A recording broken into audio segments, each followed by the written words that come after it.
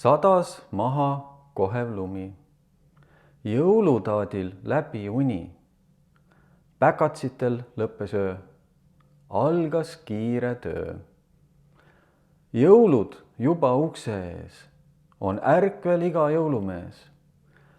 Iga laps sai oma kingi, kes sai mängu, kes sai kingi, sooje sokke, kampsuneid, mänguloomi, kalkuneid. Piparkooke söödi, rõõmsalt tantsu löödi. Rõõmsaid jõule kõigile!